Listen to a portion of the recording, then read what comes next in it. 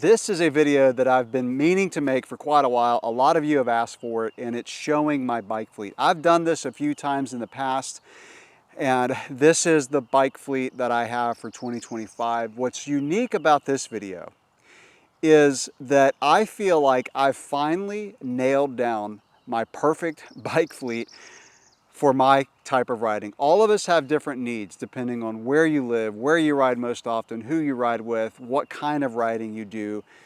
And this is the bike fleet that absolutely suits me the best. So I've got 4 bikes in my fleet. I do get demos in from time to time, but the bike fleet that's behind me is the one that is going to be in my quiver for 2025 and probably beyond that. And if I change out the bike, it will just be another bike very similar to the ones that I show you. So I'm going to go through each bike. I'm going to talk about what I do with that bike, and I'm going to show them in the order that I ride them. So the one that I show first is the one that I ride most often, and then we'll go down the line. So let's get started. We're going to start with the Transition Spur, and I told you that I was going to show them kind of in the order that I use them.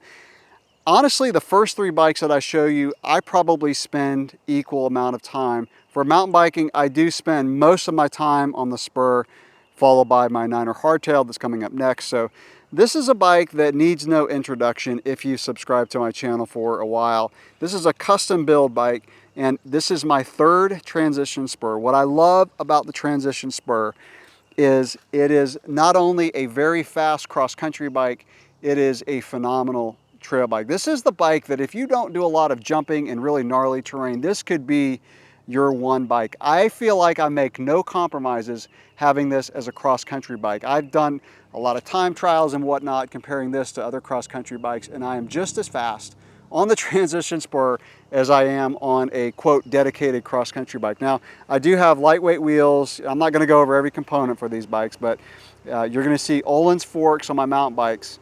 The first 2 that I show you, which I love these forks. So this is a bike that has 120 millimeters of travel in the front, 120 in the rear. Again, it is, to me, the perfect all-around bike. You're seeing a lot of bikes like this that are 120 front and rear, slacker geometry, so 66-degree head angle. Again, I'm not going to go over like all the components and numbers, but I'll just mention things that I like. So lightweight wheels, cross-country tires. I do have another wheel set that I throw on this bike that if I take it up to the mountains to do some riding, I will put on the other wheel set, which further increases the flexibility of the Transition Spur. So love this bike. Custom build, probably the most expensive bike that I have in my fleet, just because it is so expensive to make a bike custom from the ground up, but I wanted to do it. Probably won't do it again, but it was fun. It was a fun project, and I'll link in the description below this bike's project when I built it up. So super fun project. All right, now let's go over to my 9er Sur 9. This is a fairly new addition to my bike fleet, and I've had a Sur 9 before. I had it as a single speed, and this one I built up as a geared bike because I wanted to get into bikepacking on the mountain bike. So I did bikepacking last year with a gravel bike. This bike I feel like is just better suited for my type of bikepacking, which I want to try to get off the beaten path. It's a goal. Haven't done it yet. I've got some trips coming up in the next few weeks. So I've got these pegs that hold the rack. And then when I do my bikepacking trips, I'll show this thing fully loaded down, talk about how it does as a bikepacking bike. This is a bike also that is fairly custom. I mean, I got the frame and I had the components already. I had them on another bike and just transferred them over. It's got the wheel top electronic shifting, and the Spur, by the way, has the SRAM axis electronic shifting. And just a little side note, like I like the wheel top probably slightly better, because the shifter is a bit more just positive clicks. I love riding this bike on single track more than I thought I would.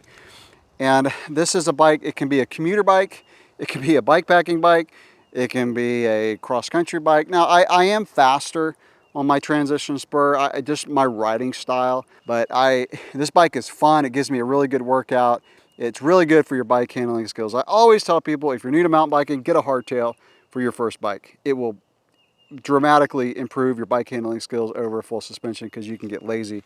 But I am faster on my full suspension Transition Spur, but this bike is still a blast to ride on single track, and it causes you to engage in the ride more, just because, for those of you who know, riding a hardtail, you just got to be a bit more attentive, move your body around more, and maneuver the bike over bumps. That's why it helps your riding skills. So again, single track, bikepacking and actually some commuting on this bike. Now let's go over to the gravel bike. So I do a lot of gravel riding.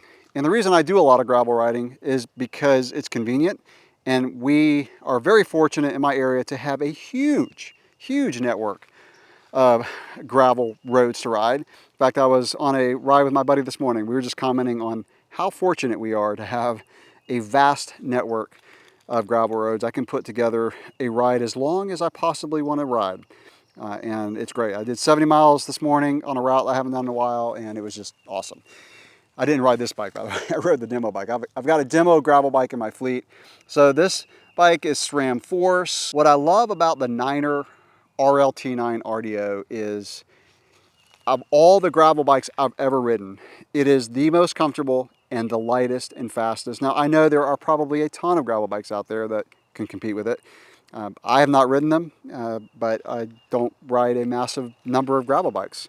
I've ridden a lot more mountain bikes than gravel bikes. This thing is snappy, it's light, it's fast, very stiff when you pedal and sprint and get out of the saddle and climb hills, but yet when you hit a bump, it's just comfortable, compliant, everything you want in a gravel bike. And like I said, I spent a lot of time on this bike because of the convenience. I can just go out the back door and get on gravel roads within a few minutes and just put together a really good combination. The computers, by the way, I use the Garmin Edge 1050 on this bike, and by the way, the Edge 840 on the mountain bikes, and I'll just switch this back and forth between the mountain bikes. And sometimes I'll use the watch, the Phoenix 8. I'll just leave it on my wrist or put it on the bike. Before I move over to the final bike, I do want to mention I have a one by on this, and I made a video recently of why I'm moving away from front derailleurs. If you're interested in that, I'll link it below. But I really like the one by on this bike. This is my first personal gravel bike that I've owned with a one by. It took a little getting used to, but now that I've been using it,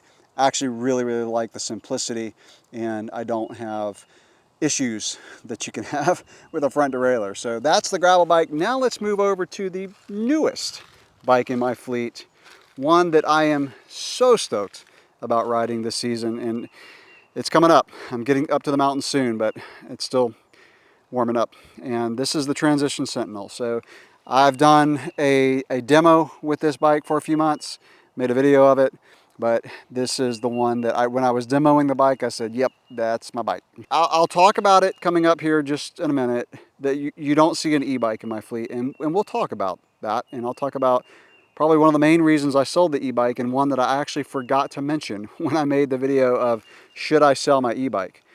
So this is, I'm, again, not going to go through all the components, but it's SRAM XO and just a super sweet build. Fox factory, 160 mil travel in the front and 150 in the back. Oh man, I've not taken this thing to the mountains. This one, I've ridden others in the mountains, but not this one. This is my third Sentinel. So third Spur, third Sentinel. Love transition bikes, just the way they ride. They're so good. So this is the bike that I will use for when I go to the mountains. So let me talk about that, because I did have an e-bike in my fleet. So let's talk about why this bike is going to be my only bike that I ride when I go to the mountains over the e-bike. So for those of you who don't know, I live in Florida. I live in the north part of the state. So I get up to the mountains a lot to ride. And the places that I usually ride are in North Georgia and North Carolina. I venture out to other places, but those are the places I hit more often. And this bike is going to be the bike that I ride up there. Also the Spur, especially in North Georgia. The trails up in North Georgia are more tame than the ones in North Carolina. And there are trails where the Spur is perfect. And I love riding the Spur up in the mountains because of how light it is. But with the e-bike, most of the places that I ride do not allow e-bikes. Plain and simple. Pisgah National Forest, DuPont State Forest, trails in North Georgia that I didn't know didn't allow e-bikes. The Pinhoti trails are in a national forest. They don't allow e-bikes. Bull and Jake Mountain that I go to, they don't allow e-bikes. And I'm probably missing one, but any trail system that's in a state forest or national, I don't know, but they don't allow e-bikes. So I had an e-bike that I couldn't ride when I went up there if I wanted to abide by the rules, and I will, because sure enough, if I get out there and ride e-bike, someone's going to see me and they're going to be like, Clint Gibbs, the YouTuber's out here, e-bikes are not. I don't want to deal with that. And I love riding analog bikes up in the mountains. So that's why this bike will be my main bike for when I head up in the mountains. And so, yeah, that's my bike fleet for 2025 and probably beyond. I don't plan on buying another bike. I'll get some demos in my fleet and do reviews and whatnot. There is one more bike that I may add if I can get a good deal on it. It's a demo gravel bike that I may keep on my trainer and then use it for crappy weather because it doesn't cost near as much as my Niner RLT9. And it's a good bike. Like I've got a review coming out. It's a Basso. Really sweet, solid gravel bike that I'll be reviewing, and I may add that to my fleet, but we'll see. But these four, this covers everything for me. Like I don't lack anything. Cycling is my primary sport. The only other sport that I do is kayaking and paddleboarding, but I spend a fraction of the time doing that versus riding. I ride 5 days a week, 4 or 5, usually it's 5. So that's my fleet. Any questions or comments that you have, drop those below. Thanks for watching.